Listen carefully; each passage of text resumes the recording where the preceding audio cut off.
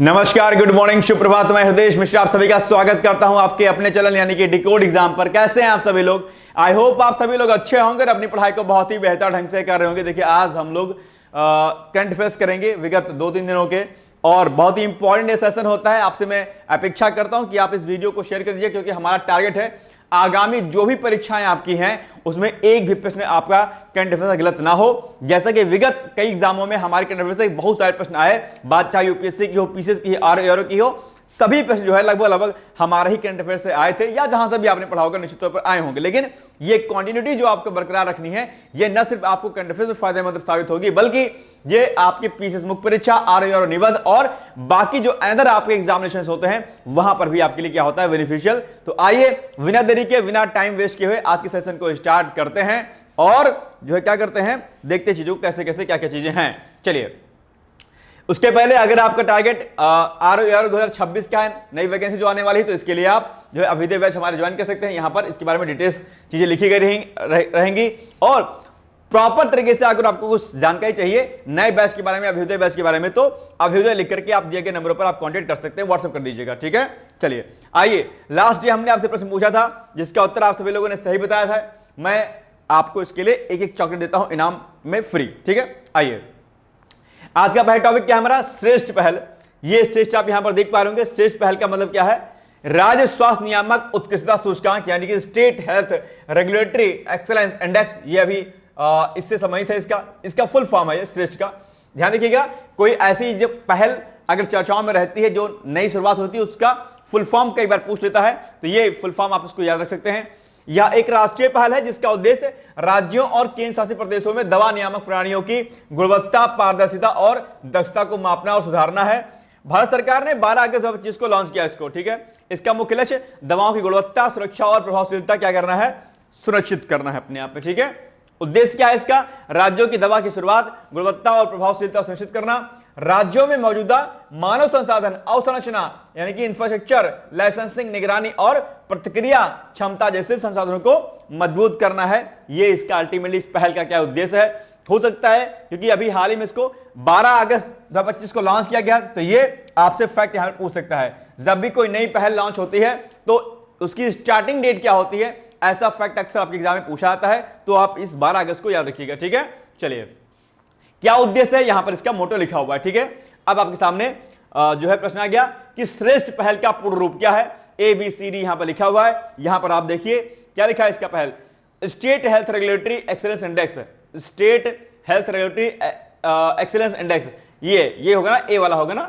ठीक है, बिल्कुल, बाकी ये सब नहीं होगा। देखो ये कोई नहीं होगा, ये हो जाएगा ए वाला, है ना। तो बस देखो, ए इज द राइट आंसर। आसान है ना। ठीक है, ये मैंने इसलिए करा दिया आपको ताकि आपको याद रहे कि आपके एग्जाम में क्या होता है, फुल फॉर्म वाली चीजें कई बार पूछी जाती हैं, तो आपको बिल्कुल भी दिमाग इधर उधर नहीं करना है, आराम से इसको याद रखना है। ठीक है, चलिए। जाने माने हॉकी खिलाड़ी वेस पेस का कोलकाता में निधन हो गया है। 80 वर्ष के थे और वो पार्किंसंस बीमारी से पीड़ित है। पार्किंसन डिजीज के बारे में मैंने आपको कई बार बताया है और मैं आपसे अभी जस्ट अपेक्षा करता हूं कि आप मुझे तुरंत बताएंगे कि व्हाट इज पार्किंसन डिजीज, किससे होती है, क्या इसके सिम्टम्स होते हैं। मैंने इसको पार्किंसन डे भी मनाया जाता है, आप यह भी जानते होंगे। तो जरा बताओ कि पार्किंसन डे कब मनाया जाता है और ये कौन सी बीमारी है, किस प्रकार की बीमारी है। अपेक्षा करता हूं कि आप मुझे इसका उत्तर जरूर देंगे।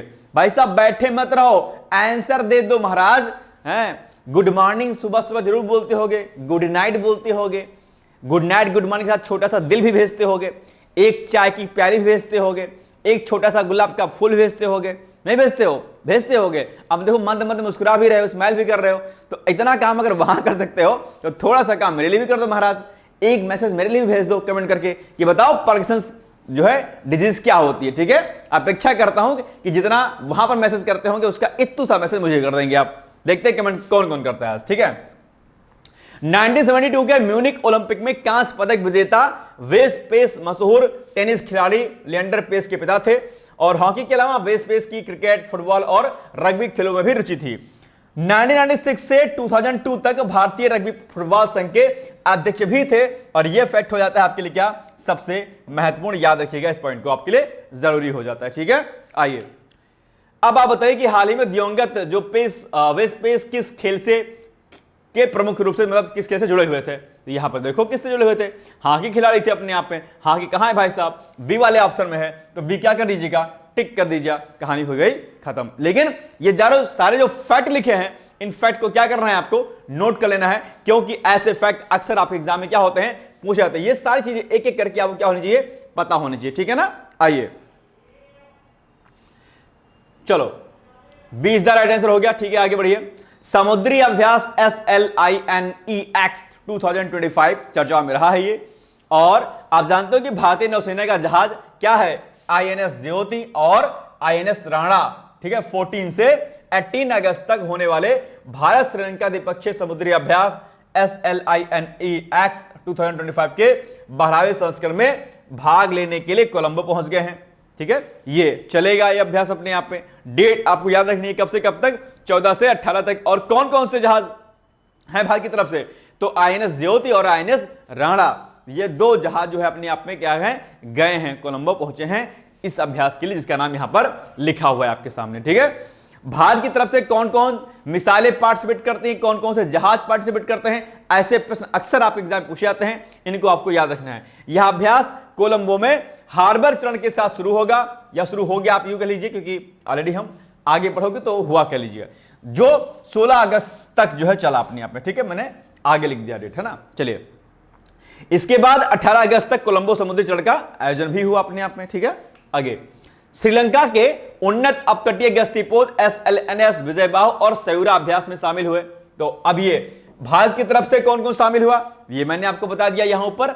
और श्रीलंका के उन्नत अपतटीय गश्तीपोत SLNS विजयबाहु और कौन सा, ये देखो, एक तो ये श्रीलंका की तरफ से और दूसरा सयूरा, अब जो है ये दोनों जो है अभ्यास में शामिल हुए। इसमें श्रीलंका वायुसेना के BEL 412 हेलीकॉप्टर और दोनों नौसेनाओं के विशेष बल भी जो है भाग ले रहे हैं, ये भाग लिया, आप ऐसा कर लीजिए। और SLNINEX 2025 का क्या उद्देश्य है, इसका उद्देश्य यह है अंतर संचालन क्षमता को मजबूत करना, सर्वोत्तम प्रथाओं को साझा करना और समुद्री अभियानों में सहयोग को, आपसी सहयोग को बढ़ाना, क्योंकि समुद्री सुरक्षा अपने आप में क्या है, एक बड़ा मुद्दा रहती है। और खासकर इंडो पैसिफिक क्षेत्र की अगर बात करें तो वहां पर जो है ये मामला बड़ा मजबूत हो जाता है, ठीक है। इंडो पैसिफिक क्षेत्र बड़ा इंपॉर्टेंट रोल प्ले करता है, मैंने कई बार आपको बताया है कि भारत के परिप्रेक्ष्य में इंडो पैसिफिक रीजन का क्या महत्व है ना।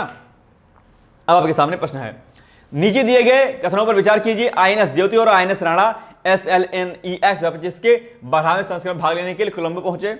संस्करण ज्यादा ध्यान रखना, कई बार संस्करण पूछ लेता है, तो ये क्या 12वां संस्करण था, बिल्कुल सही बात है। अब ये संस्करण आपको एग्जैक्टली क्या करना है, याद रखना, इसको आपको भूलना नहीं है। कई बार आप इसको क्या करते हैं, स्लिप कर जाते हैं, नहीं याद रखना इसको, मतलब याद रखना है इसको, ठीक है। चलिए इस अभ्यास का समुद्री चरण 18 अगस्त तक चला, ठीक है। अभ्यास में श्रीलंका के अपतटीय गश्तीपोत SLNS विजयबाहु और सयूरा शामिल हुए, ठीक बात है। तो अब कथन कौन क्या हो जाएगा, क्या 1 और 3 सही है या 1, 2 और 3 तीनों सही हैं, बताओ मुझे जरा फट से। तो ये देखो तीनों सही हैं, क्यों, क्योंकि ये एग्जैक्टली कथन क्या है, सही है। इसमें आपको कंफ्यूजन हो सकता था, लेकिन डी वाला 1, 2, 3 यानी कि तीनों कथन एग्जैक्टली सही, कोई कंफ्यूजन नहीं रखना आपको, ठीक है। चलिए क्लूचेवास्काय ज्वालामुखी, ये अभी चर्चाओं में रहा है भाई साहब, क्या ये क्या है, चर्चाओं में रहा है। रूस के काम, अच्छा इंपॉर्टेंट है, मैंने कई बार कहा है, जब भी कहीं पर किसी देश में कोई अर्थक्वेक आए, कोई वॉल्केनोज आए, वो किस देश में आया है, वो किस प्रकार का अर्थक्वेक है, या क्या कहते हैं वॉल्केनोज है, उसका नाम, उस देश की अवस्थिति और उस देश के बारे में भी जानकारी आपको होनी चाहिए। और वॉल्केनो के बारे में भी डिटेल्स में आपको जानकारी होनी चाहिए। जैसे अभी मैं आपसे कहूं कि बताओ भाई साहब मैग्मा क्या होता है, क्या, लेकिन उसके पहले एक बार इसको पढ़ लो कि न्यूज है क्या ये। तो रूस के कामचात्का प्रायद्वीप में, ये देखो ध्यान रखना, अब पहला प्रश्न तो यही बन जाएगा कि ये कामचात्का प्रायद्वीप कहां पर है, आप उत्तर देंगे सर रूस में है। कहां पर है भाई साहब, रूस में है, नोट कर लीजिएगा फैक्चुअल डेटा के रूप में इसको। आगे बढ़ेंगे तो क्लूचेवास्काय ज्वालामुखी विस्फोट समाप्त हो गया है। इसमें एक्चुअली में क्या हुआ था, ये इसमें जो है इस द्वीप पर इस वाले ज्वालामुखी में क्या हो गया था, विस्फोट हो गया था, और अब ये विस्फोट क्या हो गया है, समाप्त हो गया है।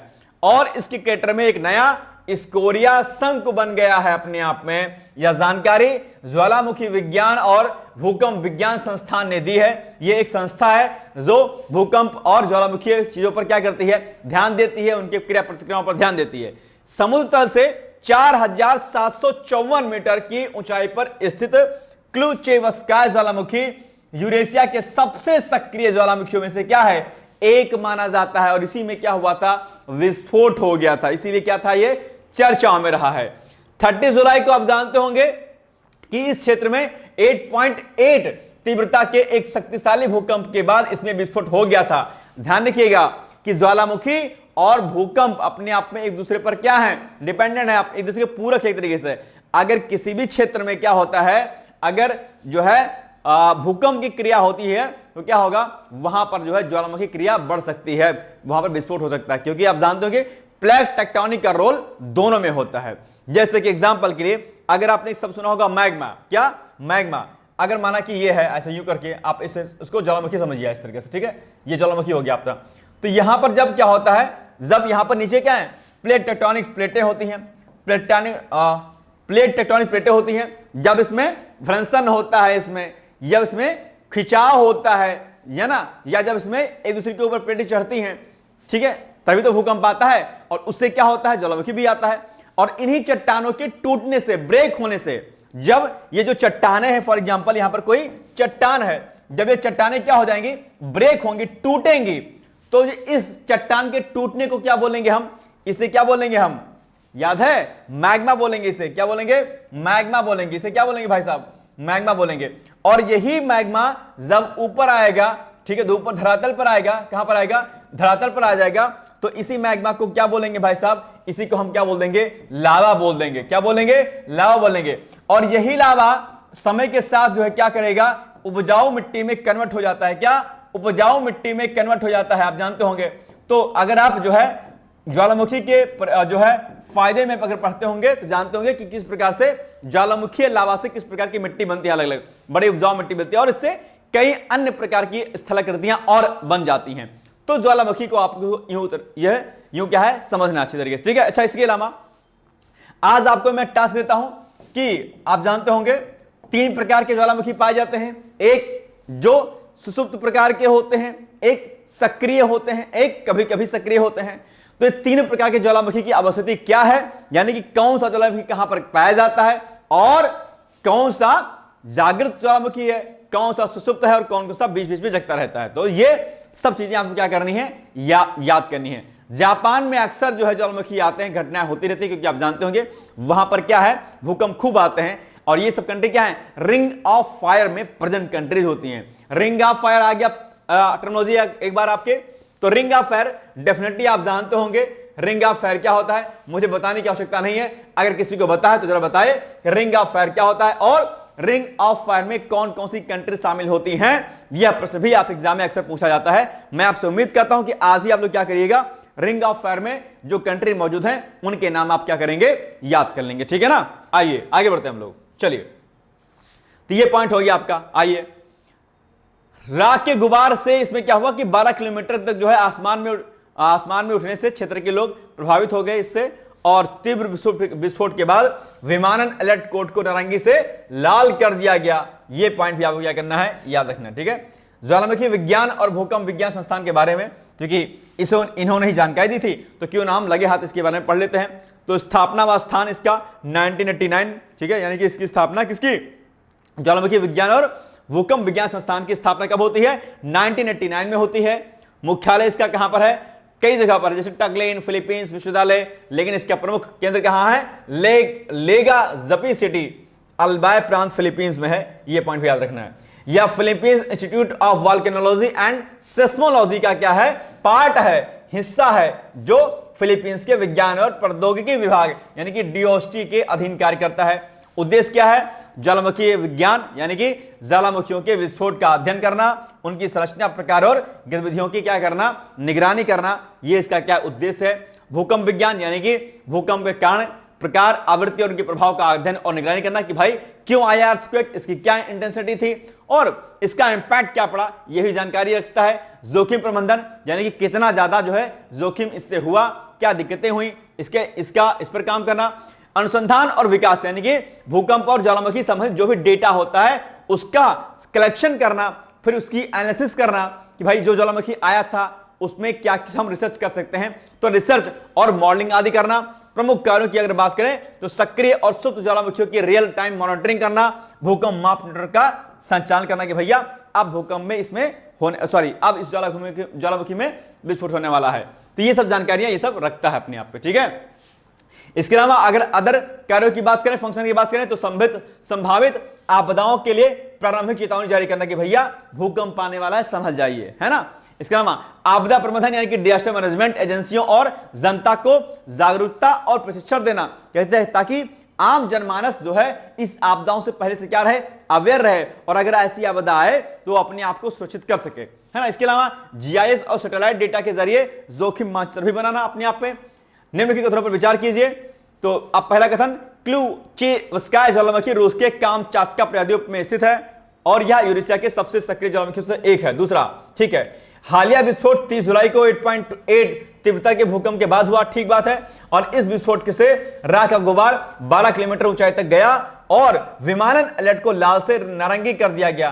क्या यह पॉइंट सही है? नहीं सही है। आप कहेंगे सर क्यों नहीं सही है, आइए दिखाते हैं आपको क्यों नहीं सही है। देखो जरा भाई साहब, ध्यान से पढ़े होगे तो याद रहता। अभी आपको देखो, रुको जल्ला जी, अभी दिखाते हैं आपको। ये देखो, नारंगी से लाल कर दिया गया, नारंगी से लाल कर दिया गया, ये देखो, और यहां पे क्या है, लाल, जस्ट अपोजिट लिख दिया है। तो ये रॉन्ग है, ये और दो सही अपने आप में, तो एक और दो हो जाएगा आपका सही, यानी कि ए इज द राइट आंसर, ठीक है। चलिए, ये पीसीएस का एडवर्टाइजमेंट है। अगर आपका लक्ष्य ये भी पीसीएस का है, आप अगर आगे तैयारी करना चाहते हैं तो डेफिनेटली आप इससे तैयारी कर सकते हैं। यानी कि आगे अगर आपका लक्ष्य आरओ पीसीएस दोनों होगा तो पीसीएस का बैच आपके लिए सबसे बेस्ट है। यहां पर इंटीग्रेटेड हमारे लेक्चर्स रहेंगे, प्री प्लस मेंस के बाइलिंगुअल नोट्स रहेंगे, आपके सीसैट हिंदी सारी चीजें इसमें समाहित रहेंगे। आप चाहें तो इस बैच को ज्वाइन करके अपनी दोनों तैयारी साथ में कर सकते हैं। प्लस इसमें मेंस की टेस्ट सीरीज, प्री की टेस्ट सीरीज, आपका प्री का पीवाईक्यूज, मेंस का पीवाईज, आपकी mentorship, guidance, everything will present in this course. तो आप इसको ज्वाइन कर सकते हैं और इसके लिए आप पीसीएस 2026 लिख करके या यूपी पीसीएस लिख करके आप हमें 8604409201 पर व्हाट्सएप कर सकते हैं या कॉल कर सकते हैं, ठीक है। ओके, आइए नेक्स्ट है, नेपाल के काठमांडू घाटी में एक उच्च स्तरीय नीतिगत संवाद का भी हाल ही में आयोजन हुआ है। इस संवाद के बारे में एक बार पढ़ लेते हैं। तो कहां पर हुआ है ये काठमांडू घाटी में हुआ है, ठीक है, यह बात ध्यान रखिएगा, नेपाल के काठमांडू में। इसमें महिलाओं के लिए देश में महिला पुरुष समानता और जलवायु संरक्षण में युवाओं की भागीदारी के लिए नीति निर्माण के भविष्य के पाठ्यक्रम पर चर्चा की गई है। यानी कि किस तरीके से भैया हम जलवायु संरक्षण कर सकते हैं। क्लाइमेट चेंज एक बड़ा मुद्दा आप जानते होंगे, जागृत रहता है हमेशा से अपने आप में, ठीक है, और महिला पुरुष समानता भी, ठीक है, यह भी एक बड़ा मुद्दा है अपने आप में। ये दो मुद्दे इसमें बड़े इंपॉर्टेंट है और इन दोनों मुद्दों पर क्या हो सकता है, आपके एग्जाम में निबंध लिखने के लिए आ सकता है। क्या? जलवायु संरक्षण में युवाओं की भागीदारी। बहुत अच्छा ये विषय है अपने आप में, इसको नोट कर लीजिएगा और इस पर निबंध आ सकता है इस बार, ठीक है। तो इसको बिल्कुल आपको स्किप नहीं करना है। तो इन दोनों मुद्दों के लिए नीति निर्माण के लिए भविष्य के पाठ्यक्रम पर चर्चा की गई है और इसमें नीति निर्माता, राजदूत, पर्यावरणविद और स्वास्थ्य क्षेत्र के समेत अन्य जो विशेषज्ञ थे, स्पेशलिस्ट थे, वो इसमें इस संवाद में भाग लिए थे, ठीक है। ओके, याद रहेगा पॉइंट। लेकिन ये दो पॉइंट जो मैंने कहा आपसे, इस पर आप अपनी पकड़ बनाइए। ये दोनों पॉइंट आपके निबंध के दृष्टिकोण से और बाकी पॉइंट से बड़ा इंपॉर्टेंट, बड़ा अच्छा टर्मोलॉजी है। क्या? कि जलवायु संरक्षण में युवाओं की भागीदारी। हम किस प्रकार से जलवायु संरक्षण में युवाओं की भागीदारी को सुनिश्चित कर सकते हैं, यह बड़ा अहम है और निबंध आ सकता है। और महिला पुरुष समानता की अगर बात की जाए तो यह भी एक बड़ा मुद्दा है जो कि विमेन एम्पावरमेंट के लिए बड़े इंपॉर्टेंट जो है की पॉइंट्स के रूप में है, ठीक है। जब तक हम और आप यानी कि महिलाएं और पुरुष समान रूप से आगे नहीं बढ़ेंगे तब तक देश, समाज और विश्व जो है प्रगति पर नहीं जा सकता है, ठीक है। इसलिए महिलाओं को उतना ही हक है जितना पुरुषों को है। दोनों बराबरी के हक में चलना चाहिए, कभी जो है इसमें कोई डिस्प्यूट नहीं होना चाहिए इसमें, है ना। वन और पर्यावरण मंत्रालय के संयुक्त सचिव डॉक्टर महेश्वर ढकाल ने जलवायु परिवर्तन और लैंगिक समानता यानी कि जो है आपका कोई असमानता ना हो पुरुष महिला में के बीच महत्वपूर्ण अंतराल और अंतर संबंधों में तथा गलत सूचनाओं से उत्पन्न चुनौतियों पर प्रकाश डाला। अपने आप किस तरह से चीजें दिक्कत कर जाती हैं कई बार। काठमांडू घाटी में आयोजित नीतिगत संवाद में किस विषय पर मुख्य रूप से चर्चा हुई है? तो आर्थिक विकास और व्यापार पर, या महिला पुरुष समानता और जलवायु संरक्षण में युवाओं की भूमिका? यही तो है, बस 20,000 टिक कर दो, क्या दिमाग लगाओ फालतू वाला, हो गया, इजी है ना, अपने आप में है। ठीक है, चलिए। ऑस्ट्रेलिया में साइबर अपराध के मामले में वृद्धि हुई भाई साहब, ये एक बड़ा मुद्दा है अपने आप में। क्या? साइबर अपराध के मामले में वहां पर क्या साइबर अटैक बहुत हो रहे हैं। हालांकि आप जानते होंगे वहां पर छोटे बच्चों को इंटरनेट की अनुमति नहीं दी गई है अपने आप में, ये बड़ा अच्छा मुद्दा हुआ है। इसी बात को लेकर के भारत में भी सुप्रीम कोर्ट में जो है रेट जारी की गई थी, लेकिन सुप्रीम कोर्ट ने शायद उसको खारिज कर दिया, बोले ना ना ना ना ना, खूब मौज मस्ती करो। ये गलत बात है अपने आप, ऐसा नहीं करना चाहिए, है ना। यानी कि कई बार क्या होता है कि हमें कुछ चीजों पर रोक लगानी चाहिए। इसका हालांकि यही नहीं है कि खाली रोक लगा दो, बल्कि ऐसे कंटेंट ही इंटरनेट पर ना जाएं। तो माने सुप्रीम कोर्ट को, मुझे लगता है कि अगर कोई दोबारा रिट अगर जारी करता है, माने सुप्रीम कोर्ट को इस पर संज्ञान लेना चाहिए और इसको अप्रूव करना चाहिए भैया, क्योंकि बच्चे इंटरनेट से बहुत ज्यादा बर्बाद हो रहे हैं। बच्चे नहीं, आप बड़े भी, हम बड़े भी, सब लोग इंटरनेट के जो है दंश में जो है धंसते चले जा रहे हैं। जो सीखना चाहिए था वो भी सीखते हैं, जो नहीं चाहिए वो भी सीखते हैं। तो ये, और चूंकि बच्चे का मन कोपल होता है ना, उनके अंदर क्यूरियोसिटी होती है, वो हर चीज क्या करते हैं, प्रैक्टिकल करके देखना चाहते हैं। तो वो जो उनकी क्यूरियोसिटी होती है वो बड़ी खतरनाक हो जाती है अपने आप एक टाइम पर। इसलिए बच्चों को इंटरनेट से हमेशा दूर रखना चाहिए, है ना। चलिए, आपके घर में भी छोटे बच्चे होंगे ना, दूर रखिएगा। लेकिन आजकल मम्मी लोग को बड़ा बहाना मिल गया है, ए जी अगर फोन नहीं देखेगा ना तो खाना नहीं खाएगा जी, दूध नहीं पिएगा। अब बताइए, ये इतने बहाने उन लोग के पास, माँ के पास भी, अपना खुद फोन देखती रहेंगे, टिक टिक टिक टिक टिक, पापा अलग मस्त है, मम्मी अलग मस्त है, दोनों मस्त है अपने आप में, है नहीं। बच्चा अपना फोन देख रहा है, छोटा मतलब पोटा, और क्या कहते हैं, मोटा पतलू, छोटा पतलू, पता क्या क्या आता है, छोटा भीम, बड़ा भीम। अब ब्रेड और मुर्गी, क्या कहते हैं, सॉरी, ब्रेड और ये क्या बोलते हैं इसको, जो भी जंक फूड वगैरह होते हैं, उसको खा खा के खुद भी वो छोटा सा बच्चा खुद भी छोटा भीम बड़ा भीम बन गया अपने आप, वो मोटा लग रहा है। आज के जितने बच्चे सब मोटे लग रहे हैं, क्यों? इतना आप ठूस रहे हो उनके पेट में घटिया घटिया सामान। अब बच्चा प्यार सा क्यूट सा है, एकदम गोलगप्पा ऐसा हो गया एकदम से, है ना, फूल करके कोप्पा हो गया है। अरे महाराज, बचा लो अपने बच्चों को। जंक फूड और फोन, दो चीजें ऐसी हैं जिससे न सिर्फ आपका बच्चा बर्बाद हो रहा है, बल्कि आप भी बर्बाद हो रहे हैं। ठीक है, अब मेरी बॉडी देखो एकदम फिट फाट लग रही है, नहीं लग रही है? नहीं खाता हूं मैं, ठीक है। मुझसे कहते हैं सर, जब मैं किसी को एज बताता हूं, सर इतनी मेरी एज है, कहते झूठ बोल रहे हैं आप, पक्का झूठ बोल रहे हैं। मैं कहता हूं नहीं, इसका दो ही राज है, बाहर का सामान मैं बहुत रेयर खाता हूं, और दूसरा खुश रहो, हमेशा मदमस्त रहो, है ना। जिंदगी में और कुछ है नहीं एक्चुअली में आपके पास, जो आपके पास अभी वर्तमान में है यही सब कुछ है। पल भर में, आज मैं आपको पढ़ा रहा हूं, मेरी क्लास हो रही है, और कल मेरी क्लास होगी या नहीं होगी इसकी कोई गारंटी नहीं है। हो सकता है कि कल को डिकोड एग्जाम पर यह सूचना दी जाए कि हृदय सर नहीं रहे, है कोई ऐसी चीज है न्यूज, ये हो सकती है। इसलिए अभी हमारे पास जो कुछ पल है, हमें इसमें जीना है, हमें इसमें आगे बढ़ना है ना। ये ना रहे कि हम अपने टाइम को वेस्ट कर दें, कल आएगा तब अच्छा करेंगे, जब घर बनाएंगे तब यहां वाला ये काम करेंगे, तब यहां पर ये करेंगे, नहीं नहीं नहीं, अभी नहीं। अभी जो है ना यार, नमक रोटी भी अगर आपके पास है ना खाने के लिए, बहुत प्यार से खाओ कि आप सबसे बड़े रेस्टोरेंट में बैठ के खाना खा रहे हो, ठीक है। और आपका घर किसी बड़े रेस्टोरेंट से कम नहीं होता है, ठीक है, ध्यान रखिएगा। इसलिए आज जो आपके पास है उसमें खुश रहने का प्रयास कीजिए, एज ज्यादा नहीं लगेगी मेरी तरीके से, ठीक है। अब कुछ लोग फिर टेंशन में आ गए होंगे, सर की एज क्या है, बताऊंगा नहीं मैं भाई साहब, ना क्वालिफिकेशन, नहीं क्वालिफिकेशन तो बता दिया है मैंने वैसे तो, है नहीं, चलो क्या कोई बात नहीं। आप लोग जो है ना बहुत टेंशन में रहते हैं इस बात के लिए। एनीवेज, आइए, ऑस्ट्रेलिया में साइबर अपराध के मामले बढ़ते जा रहे हैं। साइबर और साइबर सिक्योरिटी, साइबर सुरक्षा आपके पेपर 3 में एक टॉपिक है, मेंस में पीसीएस वाले में, है ना।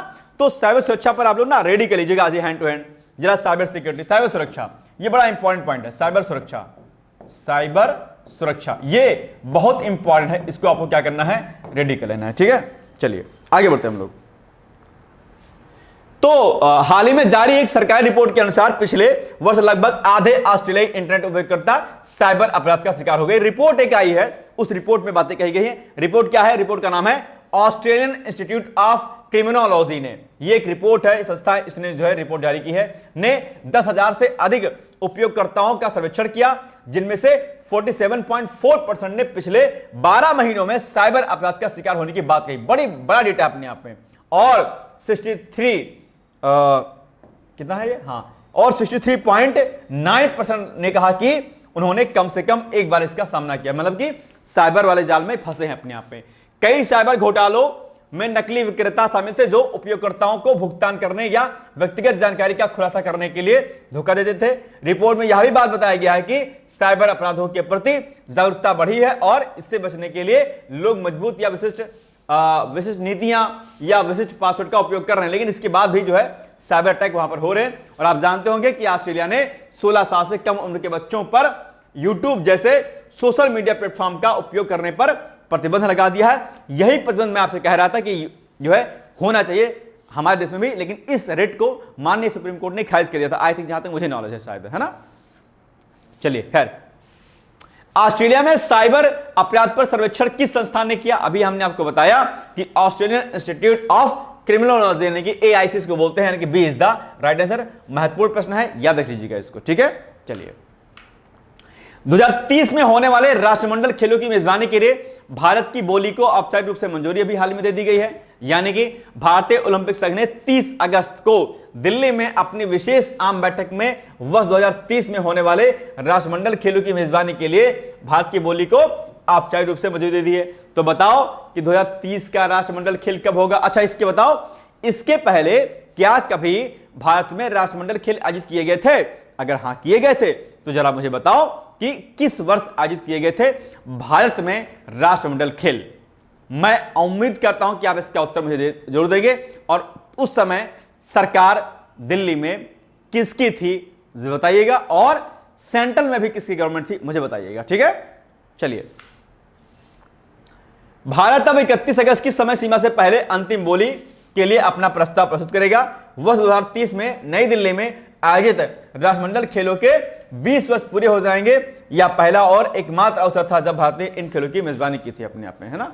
पहले भारतीय ओलंपिक संघ भी इंपॉर्टेंट है, यानी कि इंडियन ओलंपिक एसोसिएशन के बारे में अगर हम बात करें तो इसकी स्थापना और मुख्यालय के बारे में बात करेंगे तो इसकी स्थापना होती है 1927 में। मुख्यालय नई दिल्ली में है। मान्यता अंतर्राष्ट्रीय ओलंपिक समिति किससे संबंध करता है? ये संस्थापक सर दोराबजी टाटा और डॉक्टर एजी नोहेरन।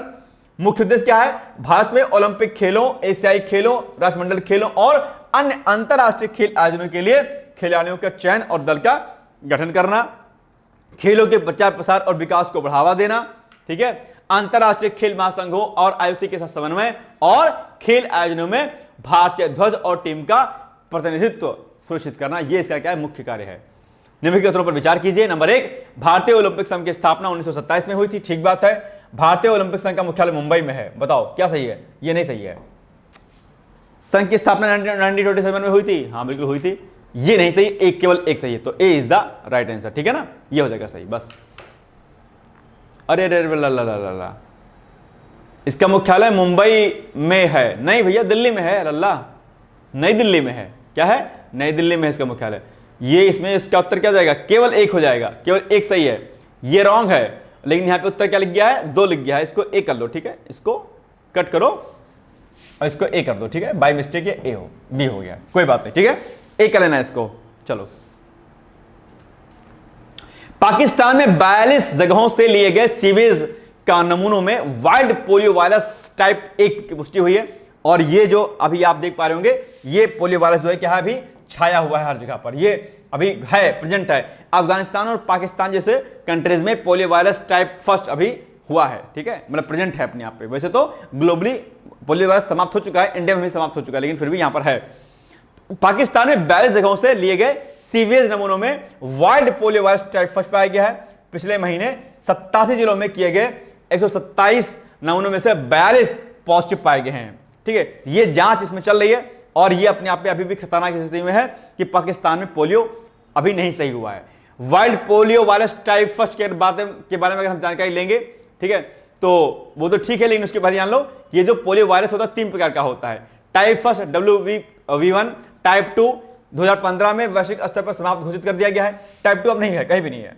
टाइप 3 2019 में समाप्त घोषित कर दिया गया है, लेकिन ये जो टाइप फर्स्ट है ये अभी है, और ये मुख्य तौर पर आपका पाकिस्तान, कहां पर? पाकिस्तान और अफगानिस्तान में अभी भी ये क्या है, देखा जा सकता है। तो ये 2 देश हैं जहां पर प्रेजेंट है अभी यहाँ पे, ठीक है। आज दुनिया में केवल wild polio virus type first ही व्याप्त है। विशेषताएं क्या है इसकी? एक सिंगल स्टैंडर्ड आरएनए वायरस है। कौन सा? ये आप देख पा रहे होंगे, ये एक बड़ी खतरनाक चीज है। सिंगल स्टैंडर्ड आरएनए वायरस है जो पिकॉर्ना वायरस परिवार और एंटरोवायरस सी जीनोम जीनस में आता है। यह मुख्य रूप से मुंह के जरिए यानी कि फीकल ओरल रूट के सिक के थ्रू क्या कहता है, ये फैलता है। तो ये आप इसको जानते होंगे, और इससे जो है वीकनेस आ जाती है और लकवा मार जाता है, क्या पैरालाइज हो जाता है। हल्का पैरालिसिस होता है लेकिन वो जीवन भर के लिए पैरालिसिस हो जाता है, ठीक नहीं होता है। अगर एक बार आपका पैर हल्का सा ढीला हो गया, मतलब उसमें पैरालाइज आ गया, तो कभी सही नहीं होगा। नॉर्मल पैरालाइज में क्या होता है, टाइम के अकॉर्डिंग चीजें सही हो जाती है, लेकिन इसमें सही नहीं होता। एक बार अगर हल्का भी अगर फ्रैक्चर हुआ, मतलब चीजें दिक्कत की, तो फिर हमेशा रहेगा वो, ठीक है। संक्रमण बच्चों में अधिक सामान्य है, लेकिन वयस्कों को भी हो सकता है, और यह रीढ़ की हड्डी के मोटर न्यूरॉन्स को नष्ट कर देता है, जिससे अस्थायी पोलियोमाइलिसिस टिक्स यानी कि लकवा हो जाता है अपने आप में, ठीक है। तो ये खतरनाक है और इससे निपटने की सरकार काम कर रही है वहां पर। अब बताइए, वर्ल्ड पोलियो वायरस टाइफस किस प्रकार का जो है वायरस है? तो ये सिंगल स्टैंडर्ड आरएनए वायरस है, यानी कि सी इज द राइट आंसर, ठीक है, बिल्कुल सही है। अब आपके सामने प्रश्न है, बताओ जैव ईंधन दिवस कब मनाया जाता है? जल्दी से खट से कमेंट करके मुझे बताओ, क्योंकि आपके कमेंट का मुझे क्या है, इंतजार रहेगा, ठीक है। आइए, इसके अलावा ये छोटा सा एक एडवर्टाइजमेंट है, आरओ मेंस परीक्षा के लिए जो है ऑलरेडी हमारा बैच स्टार्ट हो गया।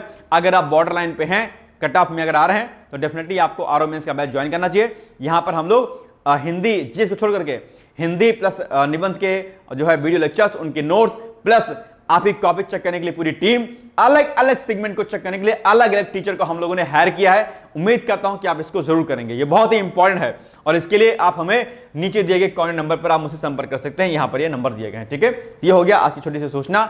बाकी निबंध लिखना आपको जलवायु परिवर्तन और मानव विकास, ये आपका निबंध है।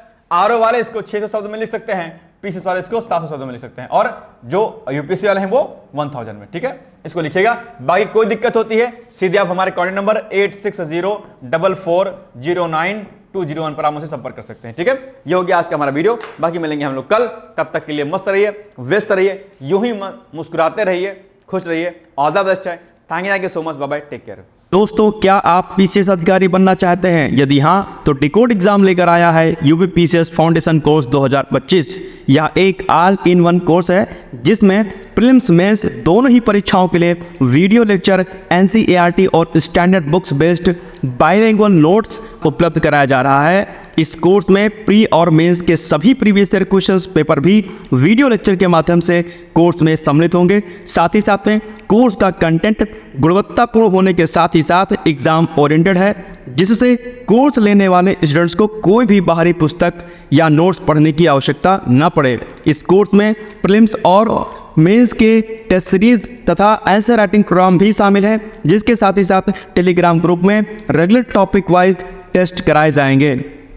इसके साथ ही सीसेट, निबंध तथा सामान्य हिंदी की अतिरिक्त कक्षाएं भी चलाई जाएंगी तथा हमारे कोर्स से परीक्षा में सफल होकर इंटरव्यू देने वाले विद्यार्थियों को इंटरव्यू की भी तैयारी कराई जाएगी, और अंतिम परिणाम कुछ भी हो, पूरी फीस उन्हें रिवार्ड के स्वरूप जो है वापस कर दी जाएगी तथा अगले बैच में उन्हें निःशुल्क प्रवेश प्रदान किया जाएगा।